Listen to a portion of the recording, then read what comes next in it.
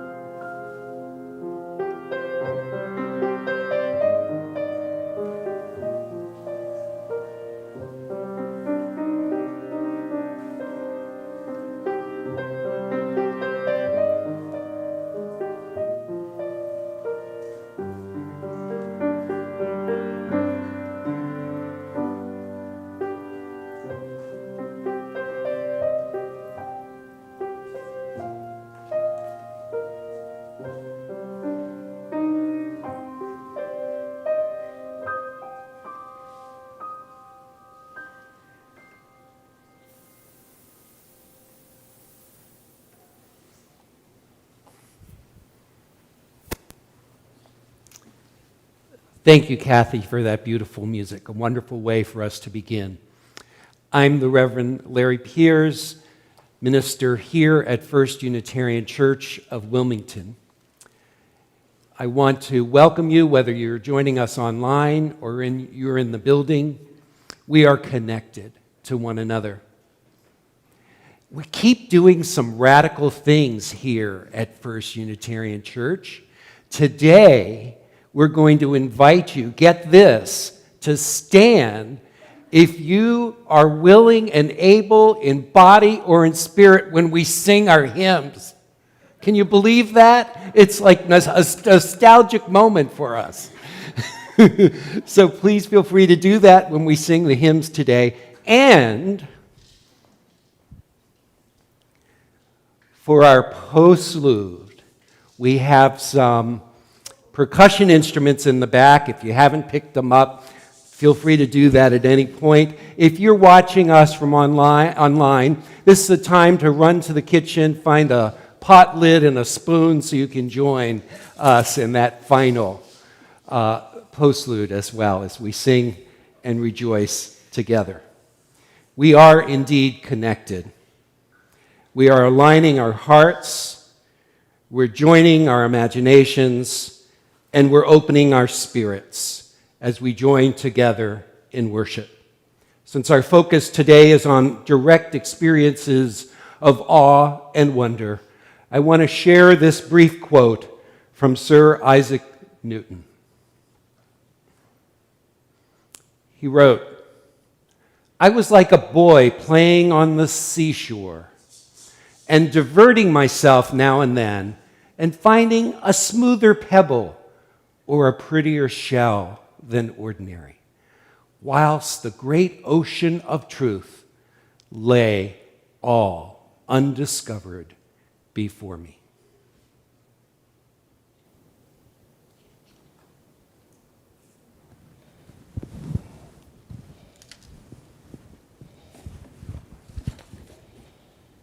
To our chalice lighting this morning, to the words of Cynthia Landrum, we light this chalice for the wonder and inspiration we seek from sun and stars and all the lights of the heavens.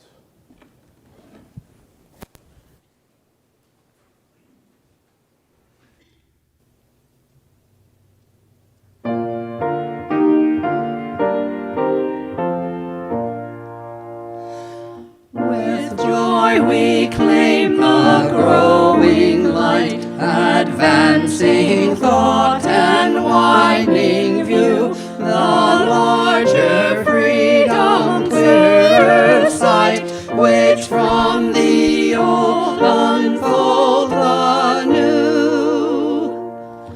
With wider view come loftier goal, with fuller light more good to see, with freedom truer self-control, with knowledge deeper reverence be.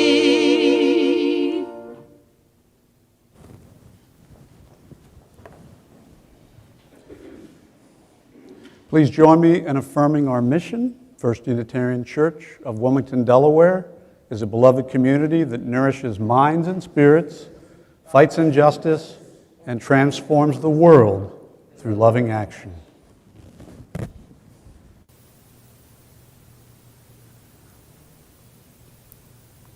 Unitarian Universalist, let love and our sources guide us.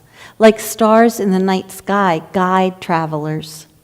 We use the wisdom of many sources to help us answer the big questions about what we believe, just like ancient peoples used the stars. A source has to do with origin or beginning. When we talk about the sources of our beliefs, this means we are talking about where our beliefs begin and how we get ideas. Today's story comes from our feelings and experiences of mystery and wonder source. As you listen to the story, pay attention to where you experience wonder.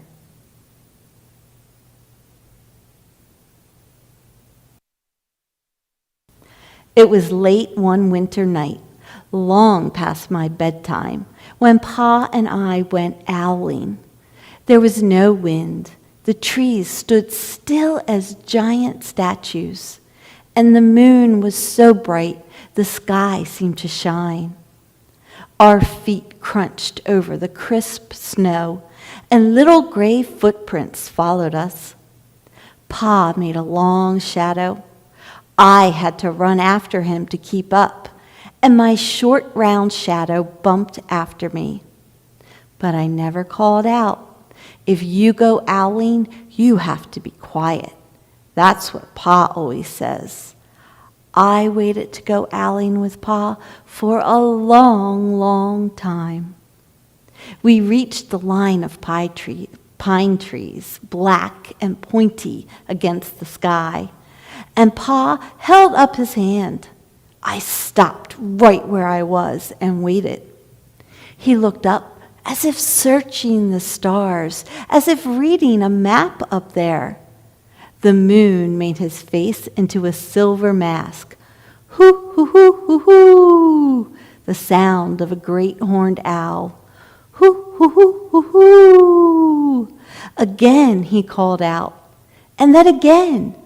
After each call, he was silent, and for a moment we both listened. But there was no answer. Pa shrugged, and I shrugged. I wasn't disappointed. My siblings said, sometimes there's an owl, and sometimes there isn't. We walked on. I felt the cold on my nose and the tops of my cheeks, but I never said a word. If you go owling, you have to be quiet and make your own heat. We went into the woods. The shadows were the blackest things I ever saw. I didn't ask what kind of things hide behind trees in the middle of the night. When you go owling, you have to be brave. Then we came to a clearing in the dark woods. I sighed, and Pa held up a hand at the sound. I put my mittens over the scarf over my mouth and listened hard. And then Pa called, hoo, hoo, hoo, hoo, hoo, hoo, hoo, hoo, hoo, hoo. I listened and looked so hard, my ears hurt and my eyes got cloudy with the cold. Pa raised his face to call out again, but before he could open his mouth, an echo came through the trees. Pa almost smiled. Then he called back, hoo, hoo, hoo, hoo, hoo, just as if he and the owl were talking about supper, the woods, or the moon. I almost smiled too. The owl's call came closer from high up in the trees. Nothing moved. All of a sudden, an owl shadow, part of the big tree shadow, lifted off and flew right over us. We watched silently. The shadow hooted again. Pa turned on his big flashlight and caught the owl, just as it was landing on a branch. For 1 minute, 3 minutes, maybe even 100 minutes, we stared at one another. Then the owl lifted off the branch like a shadow without a sound. It flew back into the forest. Time to go home, Pa said. I knew then I could talk. I could even laugh out loud. But I was a shadow as we walked home. When you go owling, you don't need words or warm or anything but hope. That's what Pa says. The kind of hope that flies on silent wings under a shining owl moon.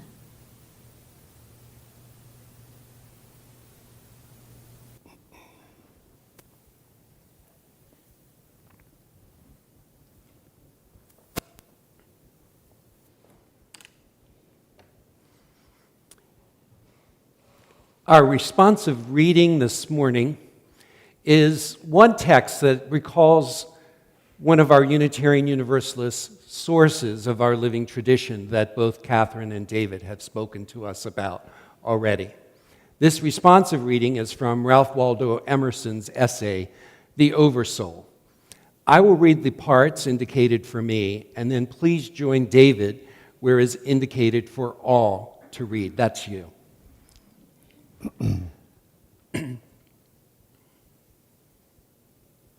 Let us learn the revelation of all nature and thought, that the highest dwells within us, that the sources of nature are in our own minds. As there is no screen or ceiling between our heads in the infinite heavens, so there is no bar or wall in the soul where we, the effect, cease and God, the cause, begins. I am constrained every moment to acknowledge a higher origin for events than the will I call mine. There is deep power in which we exist and whose beatitude is accessible to all. David wants company along those lines, by the way, in case you didn't get that. So every moment when the individual feels invaded by it is memorable. It comes to the lowly and simple. It comes to whomsoever will pull off what is foreign and proud. It comes as insight. It comes as serenity and grandeur. The soul's health consists in the fullness of its reception. Forever and ever, the influx of this better and more universal self is new and unsearchable. Within us is the soul of the whole, the wise silence, the universal beauty to which every part and particle is equally related, the eternal one. When it breaks through our intellect, it is genius. When it breathes through our will, it is virtue. When it flows through our affections, it is love.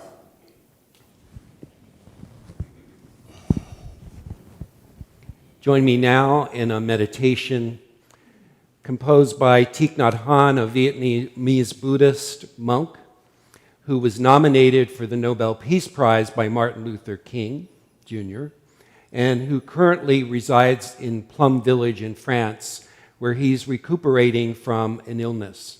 He's a wise guide and teacher for many in the practice of meditation. Breathing in, I know I am breathing in.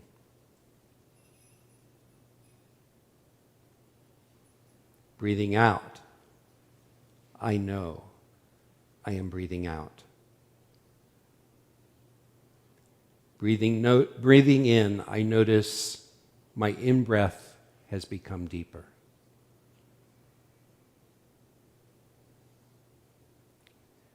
Breathing out, I notice my out-breath has become slower. Breathing in, I calm myself. Breathing out, I feel at ease. Breathing in, I smile. Breathing out, I release. Breathing in, I dwell in the present moment. Breathing out, I feel it is a wonderful moment.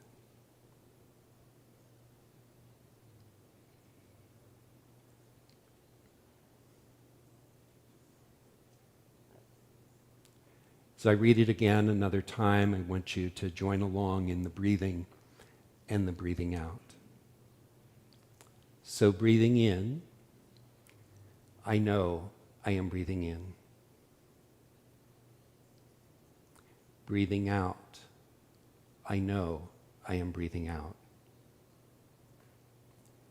Breathing in, I notice my in-breath has become deeper. Breathing out, I notice my out-breath has become slower. Breathing in, I calm myself. Breathing out, I feel at ease.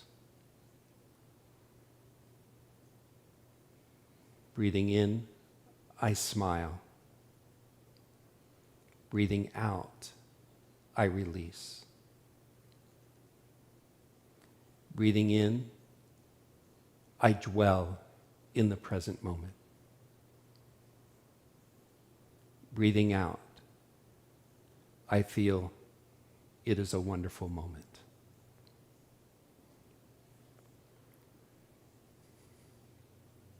With whatever sense of peace was cultivated in you during that brief meditation, I ask you to think of those places in your own life in which you crave for more peace.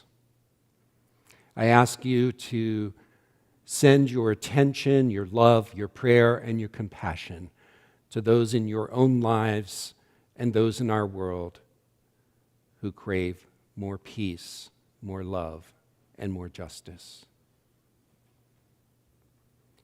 Following our shared silence, we'll have an opportunity to name those people who you want to send special love, peace, and attention to this morning, or if you're online, to write those in the chat. Let's join together first in silence.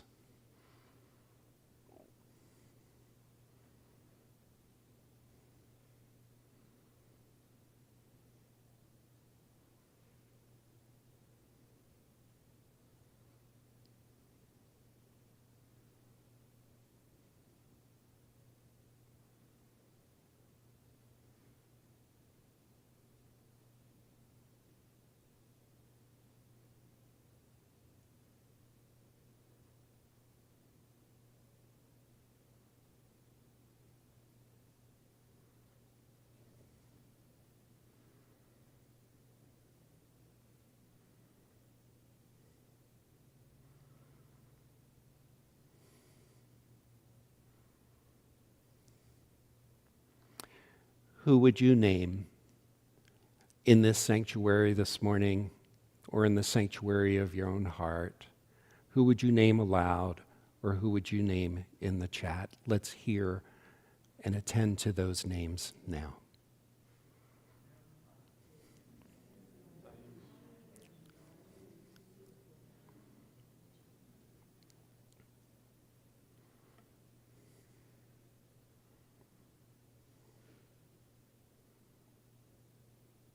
May all whose names were spoken and those unspoken find peace and healing this day.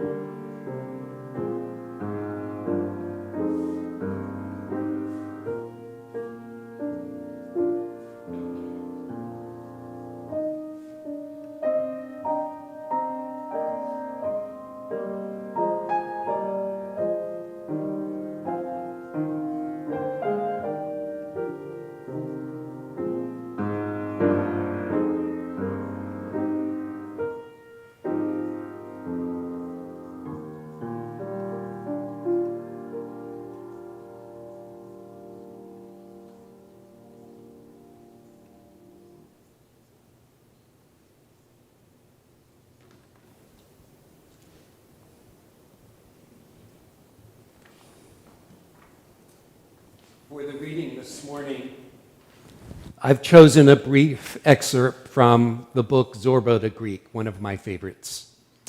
In the book Zorba the Greek, Zorba and the boss meet a peasant riding on a donkey and coming toward them. One day I remember when we were making our way to the village, we met a little old man astride a mule. Zorba opened his eyes wide as he looked at the beast, and his look was so intense that the peasant cried out in terror, "For God's sake, brother, don't give him the evil eye." And he crossed himself. I turned to Zorba. "What did you do to the old chap to make him cry out like that?" I asked him. "Me? What do you think I did? I was looking at his mule, that's all. Didn't it strike you, boss?" "What?" "Well, that there are such things as mules in this world."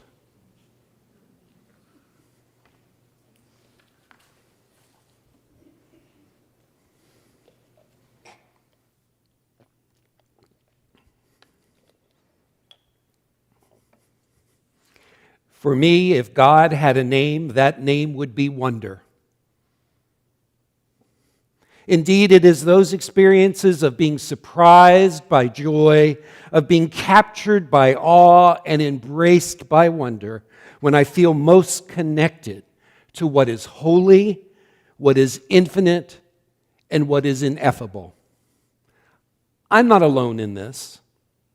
Talk to an engineer or an artist, a scientist or a mystic, an atheist or a theist. And if you stay in the conversation long enough, you'll often discover what I have, that there usually is some glimmering touchstones in their experience that draw them or inspire them toward wonder. I know, because I've talked to and I've read from persons of these various roles and inclinations. Though our proclivities may be different, there's oftentimes an underlying experience of awe and of wonder that may connect us. In polite company, we might not dare speak of these experiences. Our sophisticated, rational persona might not blurt out anything that sounds too spiritual or mystical.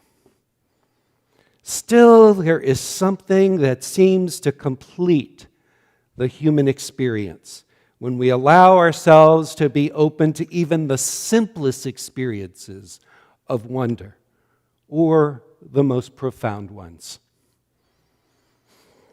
Simple or profound, wonder is always there. Zorba provides for us in the story a seemingly simple example. "What did you do to the old chap to make him cry like that?" I asked him. "Me? What do you think I did? I was looking at his mule, that's all. Didn't it strike you, boss?" "What?" "Well, that there are such things as mules in this world. We too have these fleeting realizations of what we might ordinarily just take for granted, of what we might ordinarily not even see in its particularity and its uniqueness. For Zorba, it was a mule. For us, we might say that there are such things as a sunset, that there are such things as a tree ablaze with brilliant, out-of-this-world color. That there are such things as music. That there are such things as loving. When we come to appreciate that anything exists at all, that may be our most primal encounter with wonder.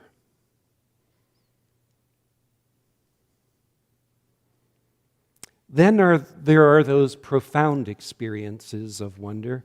Ralph Waldo Emerson provides a flavor of this type in his words that we read earlier, that David and I read. There's no screen or ceiling between our heads and the infinite heavens.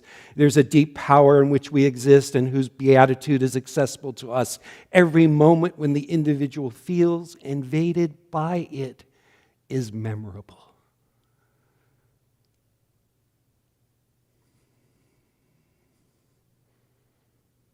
whether simple or profound, whether young or young adults or older, whether you have many letters after your name or none, whether you consider yourself religious or not, there's no full escape or exemption from these experiences of wonder. Emerson put it this way: it comes to the lowly and simple, it comes as insight, it comes as serenity and grandeur.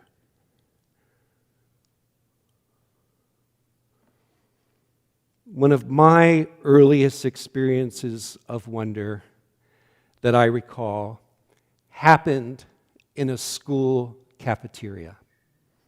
There I was, a skinny, back then, shy, back then, 9-year-old fourth grader, sitting alone at a formica-topped table. There I was, arranging the newly thawed, bright orange cubes of carrot and the 2 vibrant green to be real string beans on my plate. The mashed potatoes, well, I'm certain they were instantly unappealing.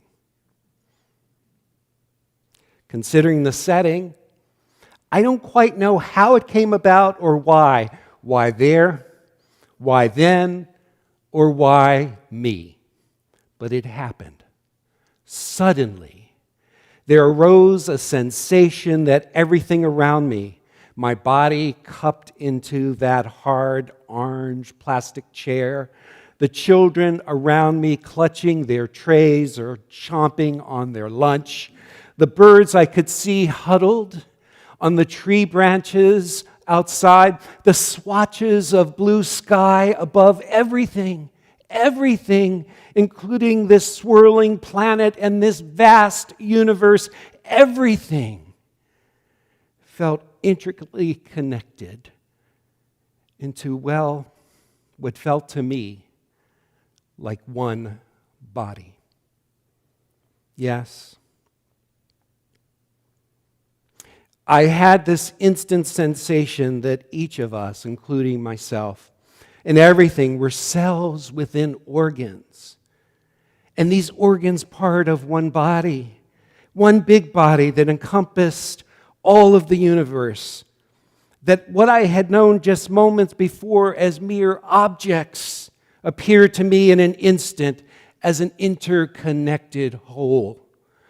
A whole body. That was the word that occurred to me. How do I explain this sensation? Something sacred had certainly occurred. That I was certain. One word I had for the sacred then was God, and so I remember arising within me not as a question, but as a declaration. We are all part of God's body. We are all part of God's body. The sensation and the realization lingered there, who knows how long. It lingers still now, and again, these many years later. It's always hard to capture in words what was really a sudden recomprehension of all that is. It was an unexpected visit, and it dissipated moments later, leaving its impressions upon me. Something had shifted in me, and I had no way to talk about it.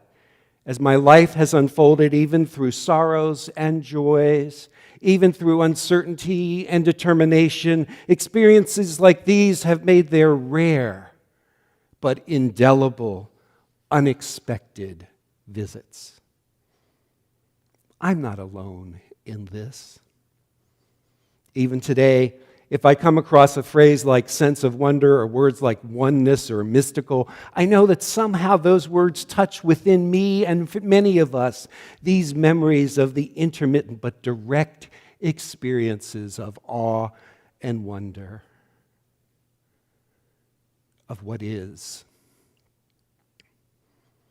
I might read words such as those of Kazantzakis' Zorba or Emerson's, and there's an inner recognition that happens in me and maybe in you. I might read some lines of poetry and feel a connection like these verses from William Blake, to see a world in a grain of sand, and a heaven in a wildflower. Hold infinity in the palm of your hand, and eternity in an hour. But again, I am not alone in this. In my 30s, when I happened to stumble across a book by Edward Robinson entitled The Original Vision, a study of the religious experiences of childhood, I felt confirmed and recognized in his accounts of more than 4,000 adult respondents to his inquiries about early childhood religious experiences. Some of these we would call religious naturalism. Others were religious in the conventional sense. I realized then that many of us carry these snapshots of the holy in the rumpled album pages of memory tucked in our hearts and in our souls. At certain moments, we may turn to an inner page, that memory of that account, and ruminate there just a little. At other times, we long for some of the renewed sense of the sacredness of all this mundane stuff crowding our lives and weighing down our bones. Imagine it everywhere across from you, at the restaurant table, next to you in the train, even in front of you in traffic, are those who at some point in their lives have had precious, profound, and poignant moments when it seemed as if the essential oneness and holiness of all that is was as certain as the triumphant blue within the sky, and as buoyant as the waves upon the ocean shore at sunset. We cannot hold that ephemeral blueness or freeze the ripple of that wave, but still there in the containers of our soul, we carry those molecules of experience in the fibers of our being. How many of us are comforted in times of uncertainty and grief by the flickering memory of these times when we directly experienced life's wonder, life's mystery, life's holiness, God, godliness, even along life's tragedies and losses. Indeed, all around us are those across from us, next to us, in front of us, are those who at some point in their lives have had precious, profound, and poignant moments when it seems as if they encountered something of the wonder and awe of the universe. You know, maybe not just across from you, maybe not just next to you, maybe not just in front of you, maybe even right in the very seat that you are sitting. Let's take a reflective pause now as Kathy plays some music. And during this time, let's reflect on whatever touchstones or slivers of such experiences you have had in your own life, from the simplest to the most profound, during a time in which you were alone or with another, long ago or very recent.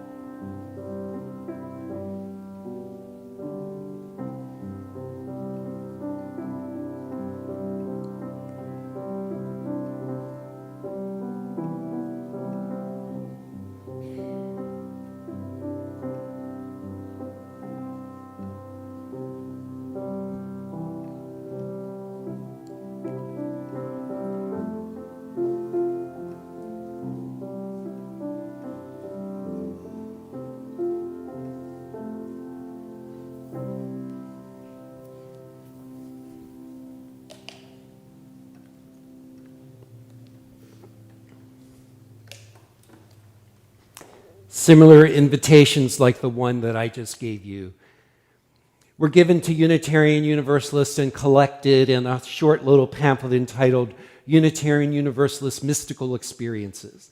When I used to lead workshops around the country with Unitarian Universalists on their spiritual lives and spiritual journey, folks would often share these experiences, these direct experiences of awe and wonder that poignantly identified their life.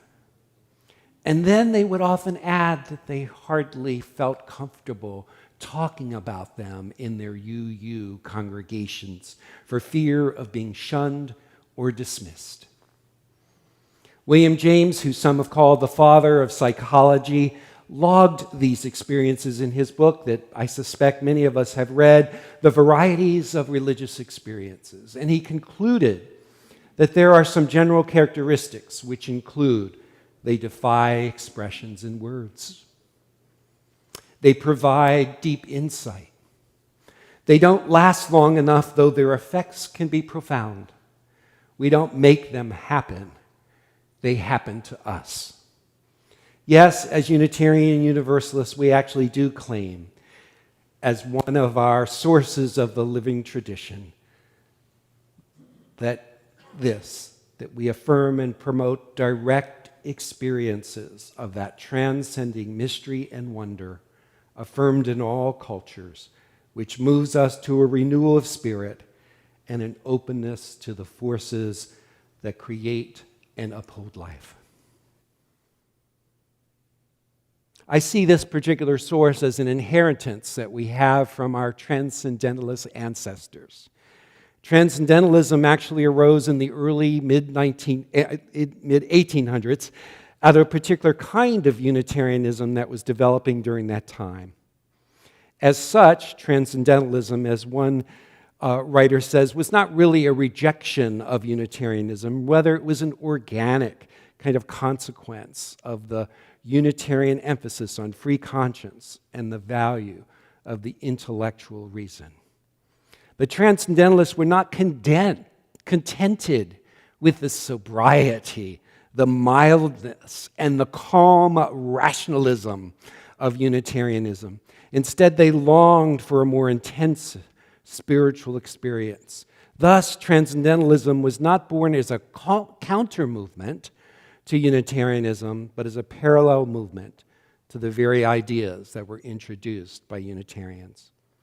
These same Transcendentalists were moved to be some of the strongest advocates for the abolition of slavery, for universal education, for the rights of women, including the right to vote. And in my opinion, they seemed propelled to bring into the social order what they had experienced through the mystical sensibility that all is one, all demonstrates to us holiness that is deserving of dignity. More than justice being a nice, noble idea, the Transcendentalists sensed in their bones and knew in their souls' revelations that dignity was inherent to all. Now, lest we think of wonder as being some kind of religious fluff, like the added foam in a latte, we need to broaden our lenses. Just this week, I got a hefty report from the John Templeton Foundation entitled The Science of Awe. It arrived just a little too late for me to incorporate the ideas, but it's the kind of thing I'm seeing more and more, a deeper appreciation of bringing the rational to what otherwise would seem only spiritual, to bringing science to what otherwise would seem to be only mystical. Take Richard Dawkins, who some would seem to think is a strange bedfellow to religion. He writes, "The feeling of awe and wonder that science can give us is one of the highest experiences of which the human psyche is capable. It is a deep aesthetic passion to rank with the finest music and poetry can deliver." The medical doctor, professor of geriatric medicine, Raymond Tallis, asserts in his book, In Defense of Wonder, That when we are in love, we see the ordinary things about another person for what they are, not in the slightest bit ordinary. Likewise, the ordinary world seen through the eyes of a child, or the open spaces beyond the sickbed seen after a long illness. The first tottering steps in the park bring moments of delight, a reprise of pristine happiness when the world was new. We see what Philip Larkin called the million-petaled flower of being here for what it is.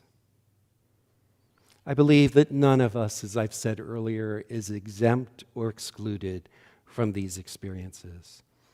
I believe that we can discover that wonder is not an ethereal quality, only contained in the most sublime moments of life, but wonder is essential and a usable quality. That is what Jeffrey Davis, in his most recent book, Tracking Wonder, discloses. I've known Davis for a number of years through his teachings and his writings. He's been living out his work and his research around these questions, which he really reiterates in his book. Maybe they are some of your questions, too. How do creative people thrive and keep open to possibility in times of challenge and change? How do people advance their best ideas for a better world without working themselves into the ground? How do they keep pursuing a creative life of meaning and deep connection over several years? Davis concludes that wonder kept appearing as the underlying source and resource in the lives of those he interviewed. Wonder is not just a fleeting moment, a flash of lightning or a fluttering of a butterfly, although it often introduces and reintroduces itself that way. Wonder has lasting effects. Wonder is not just a flash in the pan, but a sustainable and usable resource in our everyday living and working. So Davis explores 6 facets of wonder. I'm hoping that there will be a group of you that would be willing to study this alongside of me in the new year. And those 6 facets are openness, curiosity, bewilderment, which we might add is what we've been living in during this pandemic, right? Bewilderment, hope, connection, and admiration. So whether you think wonder is expendable, I'll hold up this same insight from the anthropologist Melvin Konner, the author of Tangled Wing, Biological Constraints on the Human Species, as Davis also does. Konner writes, the very evolution of our species and the survival of the planet requires more wonder.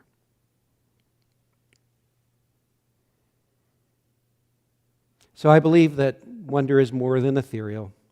Wonder is a uniquely human quality that enhances our capacity to be more fully engaged with life, our work, in every season of our life. Wonder is a thread that flows through our life that tugs at us and sometimes awakens us. It is often received as an unexpected gift, yet it can be cultivated.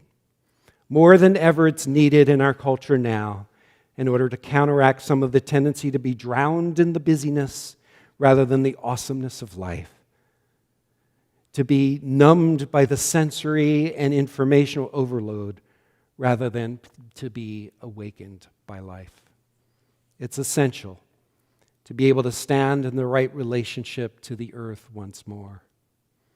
With D.H. Lawrence, I believe that the sense of wonder, that is our 6th sense, and it is a natural religious sense. So as we enter this holiday season, we often speak of light and wonder, and then we think of maybe of packing it away the rest of the year.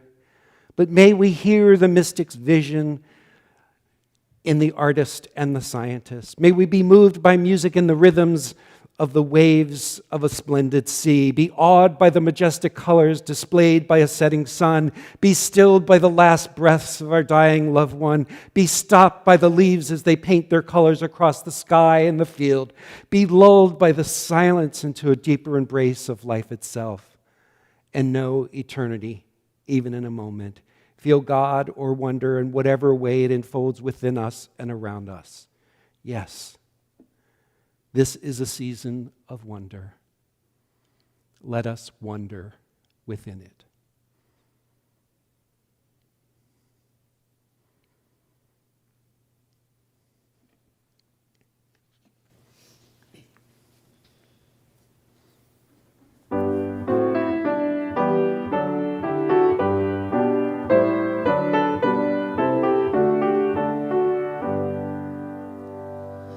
Wonder still the world shall witness, never known in days of old, never dreamed by ancient sages, howsoever free and bold. Sons and daughters shall inherit wondrous hearts to us unknown. When the dawn of peace its splendor over all the world has thrown, they shall rule with winged freedom, worlds of health and human good, worlds of commerce, worlds of science, all made one and understood. They shall know a world transfigured, which our eyes but dimly see. They shall make its towns and woodlands beautiful from sea to sea. For a spirit then shall move them, we but vaguely apprehend. Aims magnificent and holy, making joy and labor friend. Then shall bloom in song and fragrance, harmony of thought and deed, fruits of peace and love and justice, where today we plant the seed.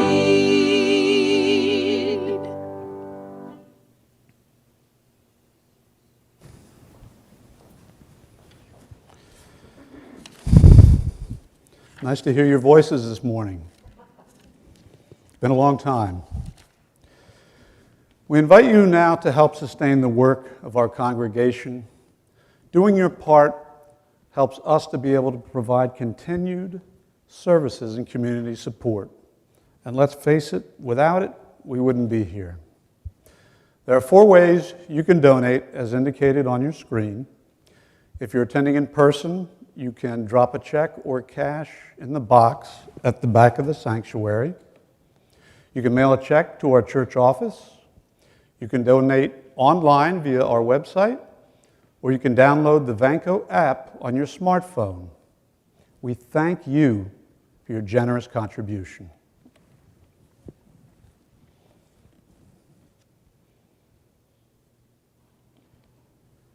And now please join me in dedicating our offering to the work of this congregation, which is weaving a tapestry of love and action. We affirm, dedicate our lives, and these are offerings.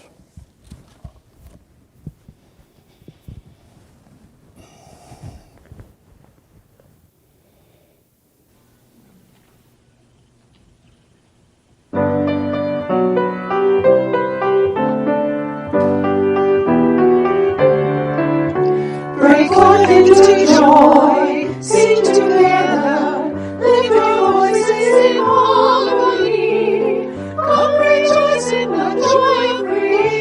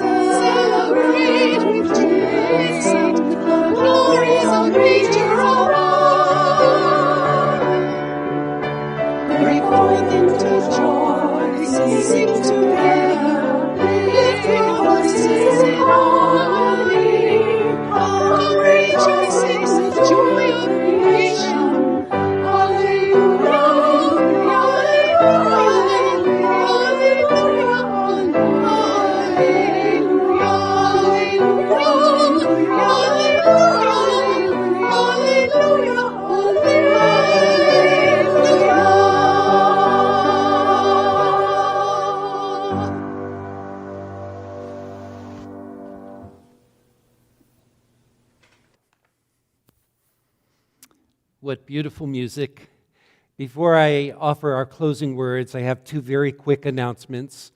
Please join us, invite friends and family to join us for our Christmas Eve service, December 24th, in this sanctuary or online at 7 p.m. We do ask that you pre-register so that we can plan for your attendance, and you can do that online.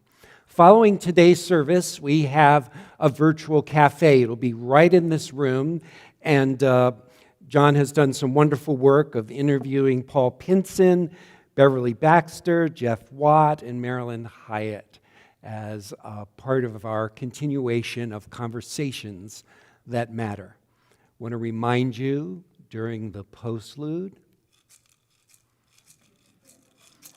we get to play some percussion instruments. So the closing words by Sarah Morse Campbell. We receive fragments of holiness, glimpses of eternity, brief moments of insight. Let us gather them up for the precious gifts that they are, and renewed by their grace, move boldly into the unknown.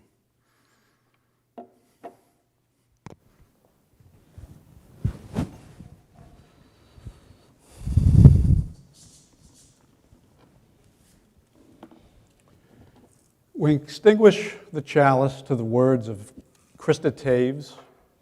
It is our work shared with each other in covenant that creates and sustains this beloved community. We extinguish this chalice, but its light lives on in the directions that we have chosen today. The light of this faith lives on in us together, in our hearts, minds, bodies, and spirits. Amen. Blessed be.